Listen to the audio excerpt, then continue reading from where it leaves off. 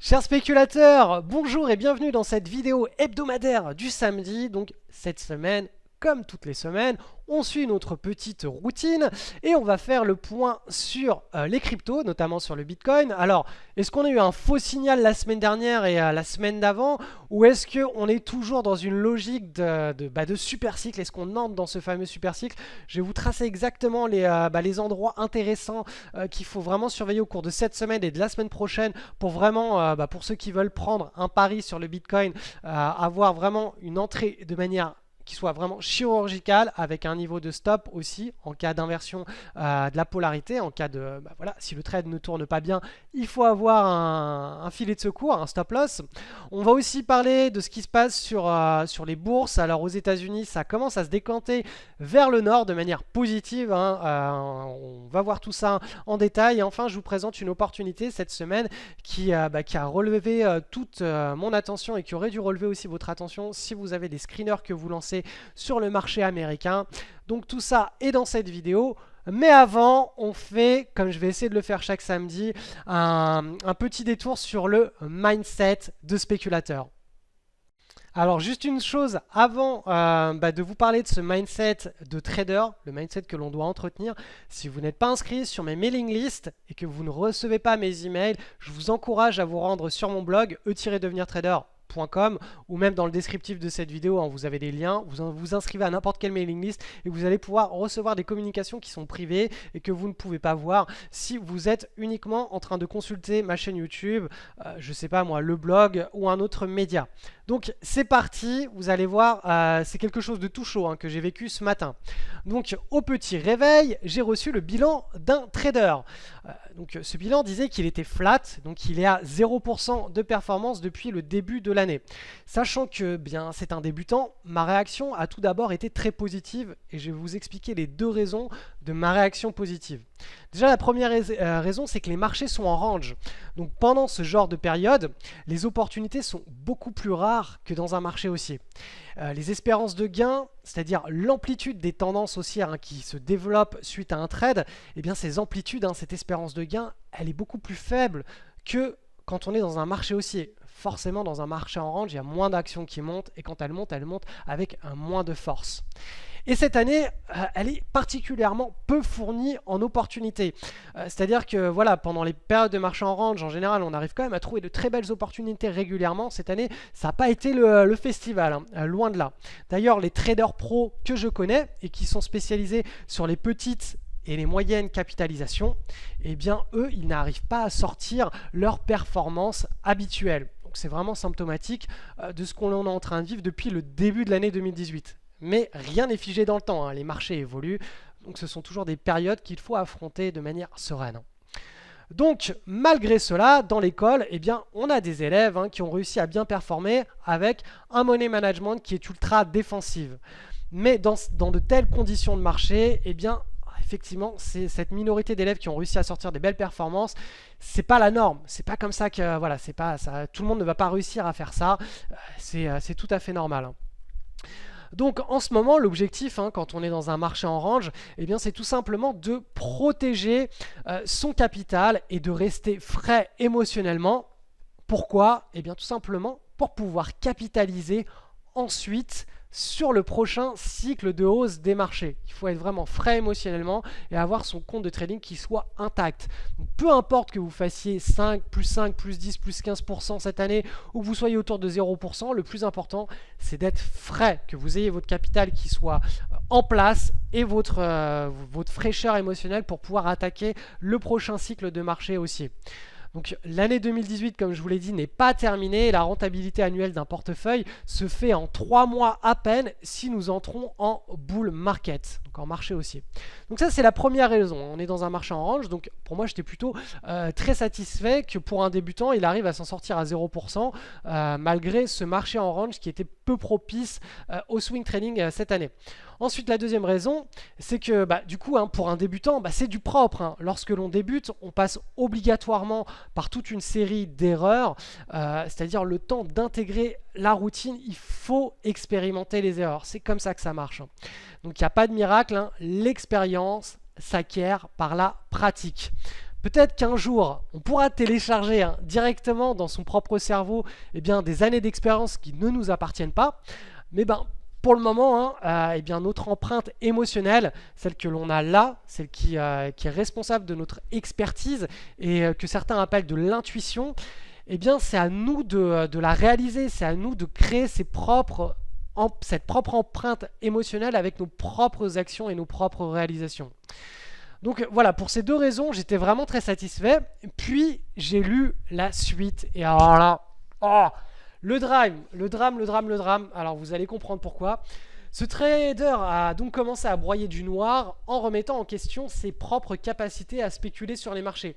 Il s'est laissé envahir par un mindset de destruction plutôt que de construction. C'est-à-dire que jusqu'à maintenant, il avait réussi à tout bien faire, mais il est en train de se faire piéger par son propre mindset en se disant, voilà, normalement, j'ai passé des trades, voilà, puisque je travaille, entre guillemets, voilà, je mérite un salaire. Mais les marchés financiers ne marchent pas comme ça.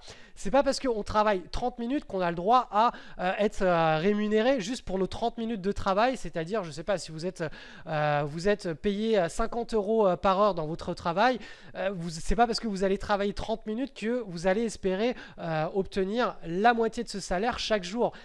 Le temps de travail est complètement déconnecté des revenus quand on est sur les marchés financiers.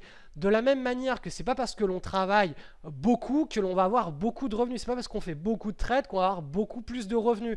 C'est pas parce qu'on trade moins qu'on va avoir moins de revenus. C'est pas parce qu'on est là tous les jours que l'on va avoir chaque jour un petit peu de revenus. Ça ne marche pas du tout comme ça, les marchés financiers. Et ça, ce mindset, il est complètement à contre-courant de ce qu'on nous enseigne dans la société dans laquelle on vit. On nous enseigne de venir de telle heure à telle heure, d'avoir un salaire pour notre temps de travail parce qu'on a pointé. Plus le travail est dur, plus il est pénible, plus il est valorisé. Plus on travaille longtemps, plus on est récompensé. Et bien sûr, les marchés financiers, c'est mort. C'est pas comme ça que ça marche. Et il faut complètement restructurer notre propre mindset. Et là, je me suis rendu compte qu'en fait, ce trader, ce spéculateur, il avait tout bien fait dans la pratique, mais que son mindset, tout simplement, il ne suivait pas et qu'il était carrément axé sur une pattern, sur un schéma de destruction plutôt que de construction. Donc je sais exactement à l'avance ce qui va lui arriver à ce spéculateur, je vais vous le dire maintenant. Il va changer de méthode, il va perdre du temps, il va s'apercevoir que cette nouvelle méthode qu'il est en train de tester, elle n'est pas miraculeuse parce qu'il n'y a pas de méthode miraculeuse qui existe sur les marchés. Rien ne fonctionne tout le temps. Il y a toujours des cycles et justement, il faut avoir le mindset pour savoir rester en défensive pendant ces cycles où la méthode ne performe pas. Et donc, ce trader, il va renouveler ce schéma indéfiniment jusqu'à épuisement. Il va toujours switcher, changer de méthode en méthode. Et à chaque fois que ça ne marchera plus, il va être triste, il va se dire qu'il n'est pas bon, qu'il ne peut pas faire les choses, etc., que ça ne marche pas, qu'on ne peut pas gagner sur les marchés financiers. Et voilà, il va répéter ce schéma, cette espèce de cercle infernal. Donc, comment est-ce qu'on peut briser ce cercle infernal, ce cercle vicieux ? Il faut que ce trader internalise le fait que la meilleure technique du monde, elle ne vaut rien sans le mindset. Le mindset est aussi important que la stratégie boursière. Imaginez Apple. Jamais Apple n'aurait changé la face du monde dans lequel on vit sans l'association du mindset de Steve Jobs et le génie technique de Wozniak. Donc celui c'était le geek qui était ultra bon en technique, en stratégie, mais Wozniak, il serait resté dans son garage à souder des composants si Steve Jobs n'était pas arrivé avec le mindset. Et Apple, c'est la somme d'une bonne technique avec un bon mindset. Sans ces deux réunis, il n'y aurait pas d'Apple qui existerait et la face du monde dans laquelle on vit au quotidien ne ressemblerait pas à ça actuellement. De la même manière, sans un mindset exceptionnel, jamais Kelly Slater n'aurait obtenu le record de 11 titres de champion du monde de surf. Il faut savoir que Kelly Slater, c'est le surfeur qui passe le moins de temps dans l'eau sur le circuit professionnel. Et c'est le surfeur qui passe aussi le plus de temps à visualiser son propre surf. Il fait de la visualisation, il travaille son mindset sur la plage, il regarde les vagues, il se projette, il travaille son mindset beaucoup plus qu'il ne passe de temps dans l'eau. Je ne sais pas si vous imaginez ce que ça veut dire, l'importance du mindset au-delà de la maîtrise simple et technique d'une compétence. Il faut vraiment aller au-delà de la simple stratégie et de la simple technique. Donc la technique, il faut savoir une chose, c'est que la technique, tout le monde est capable de l'acquérir. Ça demande juste un petit peu de travail, de rigueur, mais la technique, tout le monde est capable de l'acquérir. On est tous au courant bien qu'il ne faut pas fumer, il ne faut pas boire, il faut manger des fruits et des légumes pour être heureux et en bonne santé. Alors pourquoi? Dites-moi pourquoi est-ce que la France détient le record mondial de consommation d'antidépresseurs? Eh bien, moi je vais vous le dire, hein, c'est tout simplement parce que la connaissance n'a aucune valeur sans un bon mindset. Il vaut mieux avoir très peu de connaissances et un bon mindset que l'inverse. Et c'est pour cette raison que toute la pédagogie que j'enseigne dans mon école de bourse LSL, donc le spéculateur libre, eh bien, cette pédagogie est basée sur ce fameux mindset. Et pourtant, eh bien, j'ai un aveu à vous faire. C'est que ce trader dont je vous parle depuis le début de cette vidéo, eh bien, il a été formé dans mon école. Alors, est-ce que j'ai échoué à lui transmettre le bon mindset? La réponse est oui, j'ai échoué. J'ai échoué, j'ai pas réussi à lui transmettre ce bon mindset. Et c'est pas parce que on transmet avec tout son cœur une chose, que l'on en parle et qu'on n'arrête pas d'en parler, eh bien que 100% des personnes en face vont être en mesure d'internaliser ces valeurs et ce mindset. C'est comme ça, c'est la vie. Il y a des personnes qui ne sont pas capables et qui ne sont pas prêtes à accueillir ce message et à l'internaliser. On a beau leur répéter, elles ont, ces personnes, des défis à relever par elles-mêmes. Elles doivent faire face à leurs propres démons et se remettre en question par elles-mêmes pour avancer. Sinon, jamais elles seront capables d'internaliser ces notions et ce mindset. Donc hélas, hein, ça, moi je ne peux pas le faire à la place des rares élèves qui ont en eux ce schéma destructif. Hein. Mais bien heureusement, la majorité des élèves de l'école a bien imprégné donc, cette vision de la bourse et de la vie, parce que ça va bien au-delà de la bourse, hein. C'est cette histoire de mindset.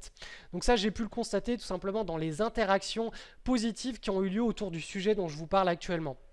Alors maintenant, la question, c'est pourquoi est-ce que 99% des gens n'atteindront jamais l'indépendance financière? Il faut savoir que je connais beaucoup de traders et d'entrepreneurs qui ont un bagage technique exceptionnel. Les mecs, ce sont des encyclopédies de la bourse ou de l'entrepreneuriat, de la communication, de tout ce que vous voulez. Voilà, si j'ai une question, je vais les voir, ils me répondront toujours, ils sont aussi forts que Google.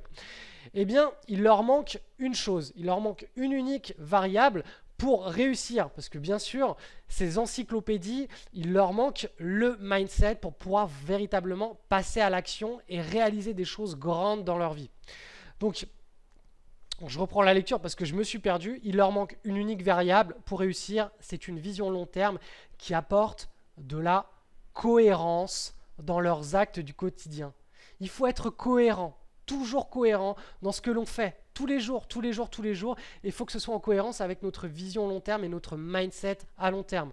Sans une vision qui est claire, confiante et long terme, il est impossible d'espérer faire partie du 1% de la population qui est complètement libre financièrement. Alors oui, effectivement, ce n'est pas accessible à tout le monde parce que cette histoire de mindset, il faut le travailler. Et on vous parle toujours de stratégie magique à droite, à gauche. Le mindset est aussi important que le bagage technique. Et j'ai même envie de vous le dire, je vous l'ai déjà dit, c'est plus important encore que le bagage technique, puisque si vous avez un très faible bagage technique et un bon mindset, vous allez pouvoir aller plus loin que 99% de la population. Parce que 99% de la population est câblée à l'envers, avec un mindset complètement à l'envers du mindset des 1% de personnes qui sont libres financièrement. La liberté financière, ça n'a rien à voir avec la cour des miracles et tout à voir avec un bon mindset que l'on exprime à coup de routine quotidienne. Moi, ça fait 15 ans que je répète la même routine quotidienne en bourse. Avant moi, il y avait des spéculateurs légendaires comme Jeff Livermore ou Nicolas Darvars qui, eux, avaient exactement la même approche des marchés et le même mindset que celui que je vous enseigne dans toutes mes interventions. Donc tout cela, j'essaie de le partager du mieux que je peux, que ce soit dans l'école, dans mes formations, dans les vidéos hebdo du samedi pour la communauté qui sont grand public. Mais après, moi, je ne peux pas rentrer dans votre cerveau, c'est à vous de débloquer, de vous remettre en question, de débloquer vos propres barrières, hein, vos propres blocages et d'avancer pour pouvoir internaliser le message que j'essaie de vous transmettre. Donc oui, il n'y a rien qui est magique sur cette terre, il faut travailler. Il faut autant travailler avec rigueur sur l'acquisition du bagage technique que sur sa propre remise en question pour intégrer cette fameuse vision long terme et ce fameux mindset. Allez, on est parti pour la tant attendue analyse sur le marché des cryptos. Donc on va toujours faire notre trio, hein, le Bitcoin, EOS et Ethereum. Donc le Bitcoin, en hebdomadaire, on a toujours, hein, comme je vous l'avais montré, le breakout de ce petit point d'inflexion. Donc là, on est toujours dans la tendance de ce breakout. Là, on est en train, en principe, de sortir. Et bien là, on a eu donc la grosse décharge, la consolidation, voire l'accumulation. Et là, en principe, on entrerait dans une nouvelle tendance. Donc idéalement, comme je vous l'ai dit depuis plusieurs semaines, pour mettre son paquet de billes, il va falloir attendre qu'on ait cette consolidation autour eh bien de la zone de résistance. Ici, il faudrait qu'on ait une consolidation. Alors, je vais vous enlever le rouge de la zone de résistance. Là, une belle consolidation. Et ensuite, un breakout et la prise de position. Comme je vous l'ai expliqué, moi j'ai déjà commencé à mettre des billes ici et ici sur le breakout du triangle, mais le signal chartiste, le signal d'analyse technique, on va dire le plus pertinent, celui qui apportera le plus de valeur quant au dénouement de l'histoire sur le Bitcoin et de son prochain cycle, eh bien ce sera le prochain signal de hausse, parce que s'il a lieu, ça voudra dire que effectivement on a beaucoup plus de chances d'être entré dans ce nouveau super cycle que actuellement, même si là vraiment les choses sont en train de tourner favorablement vers un scénario de super cycle sur le Bitcoin. Je vous rappelle encore une chose aussi, c'est que quand on trade les marchés, on a un money management. Si le trade se déroule mal, on sort de position et la perte occasionnée est connue à l'avance. Vous savez exactement combien vous êtes prêt à perdre à l'avance et ça doit être OK pour vous. Si vous n'êtes pas OK avec la perte qui va être enregistrée si le scénario se déroule mal, c'est que vous avez mis trop d'argent et tout simplement, il faut diminuer votre exposition au risque. C'est comme ça que marche la spéculation et on répète des paris comme ça et sur la loi des grands nombres, forcément, il y a une minorité de paris qui sont perdants avec une perte maîtrisée, une minorité qui vont occasionner des gros accidents positifs de richesse. Et c'est eux qui sont responsables de notre performance annuelle année après année, et une grosse majorité qui sont de la soupe, qui sont noyés entre les petits gains, les petites pertes, les trades flats, et qui eux n'occasionnent pas réellement d'impact sur les performances du portefeuille. Mais en tout cas, pour obtenir cette minorité d'accidents positifs, il faut s'exposer sur le grand nombre, et le grand nombre doit être sélectionné chaque trade de manière très qualitative. C'est pas parce qu'on a une vision à 1000 trades qu'on fait 1000 fois n'importe quoi. C'est à chaque fois, il faut vraiment que le trade soit ultra qualitatif. La prise d'entrée, elle doit être vraiment effectuée de manière chirurgicale à un niveau bien précis. Il faut que le contexte soit beau, soit propre. Et bien sûr, à chaque fois, il faut un money management qui soit bien respecté. Sinon, forcément, vous allez peut-être vivre des événements très positifs, mais aussi vivre des événements très négatifs si vous ne respectez pas ce genre de money management et cette vision, ce mindset à long terme. Ensuite, on va aller voir ce qui se passe sur... Alors, j'ai quoi là? L'EOS, il est ici. Donc l'EOS, toujours dans ce petit range ici, hein, vous voyez que là, on consolide pas mal. Donc c'est un petit range au sein d'un énorme range. Donc toujours la tendance baissière au sein de l'énorme range. En bas de la tendance baissière, là, on est en train de s'en dégager, on fait un petit range. Si on casse par le haut, ce sera le rebond vers le haut du gros range. Si on casse par le bas, on ira tout simplement travailler le support. Donc, quoi qu'il en soit, pour l'OS, pour le moment, il n'y a pas de raison de prendre des positions pour surfer un super cycle sur l'OS. Voilà, surtout que, comme je vous l'ai dit, hein, le Bitcoin, c'est le leader. Quand le Bitcoin rentrera, il nous donnera vraiment le signal de nouveaux super cycles. En principe, on devrait avoir ce signal aussi enregistré sur d'autres crypto-monnaies, sur des majeurs. L'Ethereum, Il est dans la même situation que le OS au final, hein. On consolide là entre ces deux bornes au sein d'un énorme range là aussi qui prend la forme d'un triangle chartiste. Donc là, rien de neuf à l'horizon, ça fait plusieurs semaines qu'on évolue entre ces deux bornes. Donc tout simplement, on va attendre une cassure par le haut ou par le bas. Et bien sûr, au sein de ce range à court terme, en général, quand on est sur le support, on anticipe tout simplement, alors je vais vous le tracer, un rebond vers le haut du range. C'est toujours comme ça. Quand on est sur le haut, on anticipe une baisse. Quand on est sur le bas, on anticipe une hausse. Voilà, et ça reste borné jusqu'à preuve du contraire, jusqu'à la cassure haussière ou baissière de ce petit range. Analyse du sentiment de marché avec le CAC 40, dividende brut réinvesti. On est toujours dans ce range, hein. Vous voyez que là, on est sur un élargissement. On effectue depuis quelques semaines le petit rebond du milieu de range vers le haut du range. Quoi qu'il en soit, là on est toujours dans une situation de range, c'est-à-dire qu'on n'est pas dans un marché haussier, donc on utilise un money management défensif pour ces prises de position. En tout cas, c'est la conclusion que l'on fait quand on fait une analyse comportementale du CAC 40 avec dividende brut réinvesti. Donc le CAC petite et moyenne capitalisation corrobore cette première analyse, puisqu'on est toujours là aussi dans un gros range, hein. On évolue dans cette zone bleue. Donc là actuellement on est dans une zone basse du range, donc dans une zone de support, donc on anticipe davantage un rebond vers le milieu voire le haut du range. Là aussi, pas de marché haussier à l'horizon. Le DAX, donc l'indice allemand, lui aussi, il est au milieu du range. Donc voilà, on est en train de faire une impulsion depuis le bas du range vers le milieu, peut-être vers le haut. Peut-être qu'on aura ce qu'on appelle un triangle chartiste, hein. J'en parle depuis plusieurs semaines. Donc ça, c'est à voir, hein, au fil des prochaines semaines. Si on travaille la résistance, la borne haute du triangle, puis la borne basse, avant de casser par le haut pour un éventuel marché haussier, ou vers le bas pour un éventuel marché baissier. Donc vous voyez que là, première conclusion sur l'Europe, on est toujours en range. Il n'y a rien d'intéressant qui se passe. C'est très rapide à faire, hein. On a juste à faire ce point une fois par semaine. C'est amplement suffisant. Ensuite, on va passer maintenant sur le marché américain et vous allez voir que c'est un petit peu plus joli. Sur le marché américain, on a de quoi être un petit peu plus optimiste. Alors, je vais d'abord passer sur le SP500 avant. Donc le SP500, vous voyez que déjà, on est dans un énorme marché haussier, hein, depuis plusieurs années. On a tout simplement clôturé une année 2017 qui était absolument magistrale avec une quantité de belles opportunités. On avait plein de belles opportunités quand on prenait les trades. On avait très facilement des trades gratuits, on avait beaucoup de trades qui nous permettaient d'enregistrer des accidents positifs de richesse. Par contre, l'année 2018, effectivement, elle est beaucoup plus compliquée dans le sens où on est en range. Donc vous voyez, 2018, là, à partir de la troisième semaine de janvier, quatrième semaine de janvier, on a baissé et on est resté stagné comme ça dans un gros range. En principe, pendant les périodes de range, on arrive quand même à trouver des opportunités, hein, en swing trading hebdo notamment, et sur des trades de news. Mais là, cette année, c'est vrai qu'il faut reconnaître qu'on n'a pas eu énormément de choses à se mettre sous la dent. Mais regardez ce qu'il est en train de se passer là. On a eu la cassure par le haut début juillet, la confirmation la semaine dernière puis cette semaine. Donc là, on a quelque chose de positif qui est en train de se passer. C'est-à-dire qu'on a une tasse avec une petite anse qui a été cassée à la hausse. Donc probablement on va entrer, et on est en train d'entrer dans un nouveau bull market.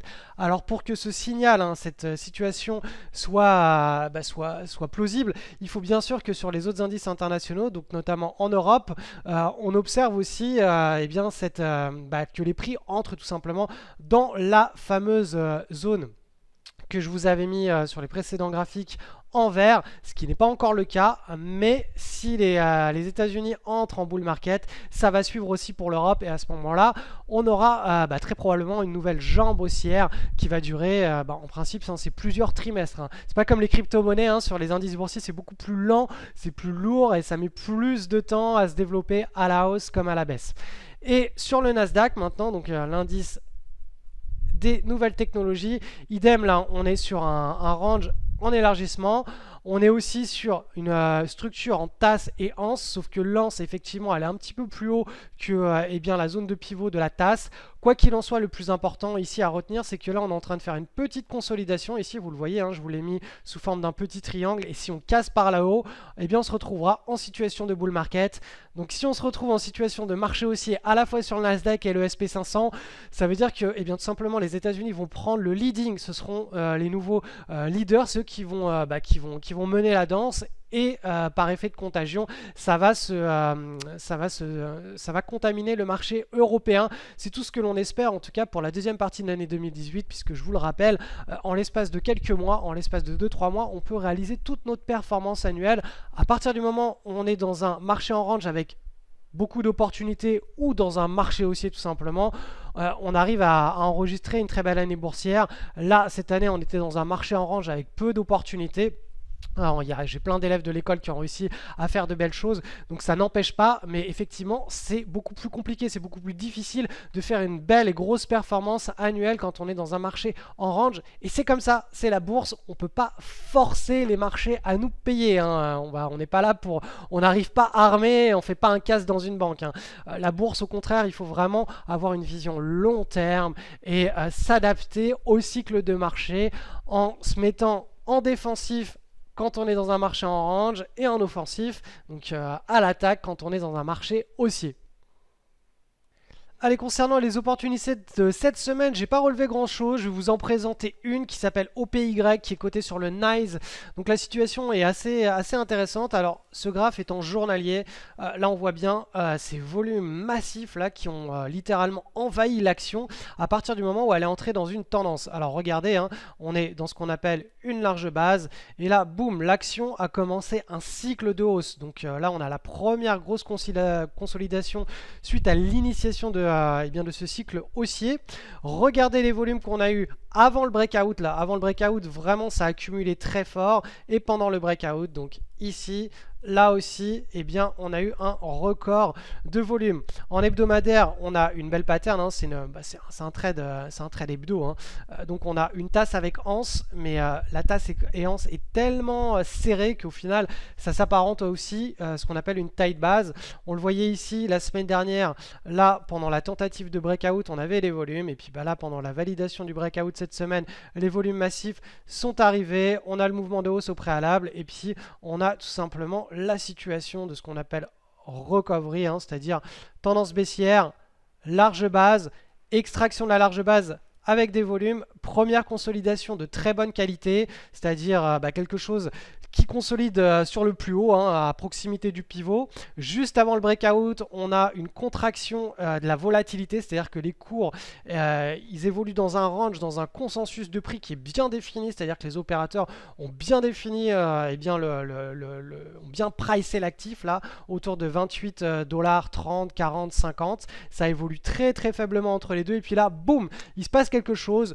Des leads initiés, pas des leads initiés, une news, pas de news, bref, il se passe quelque chose, on n'a pas besoin d'en savoir plus, simplement de lire ce qui se passe concrètement dans les mains des acheteurs. Si les acheteurs arrivent et que ce sont des gros acheteurs, hein, typiquement des institutionnels, et qui commencent à accumuler des titres là, eh bien tout simplement ils vont continuer à accumuler des titres au cours des prochaines séances, semaines et mois à venir. Donc c'est sur ce genre d'opportunité que l'on peut faire des paris haussiers pour tout simplement s'exposer à un accident positif de richesse, et encore une fois avec un money management qui est défensif. Pourquoi? Parce qu'actuellement on est toujours dans un marché en range, comme on l'a conclu sur notre analyse des indices boursiers.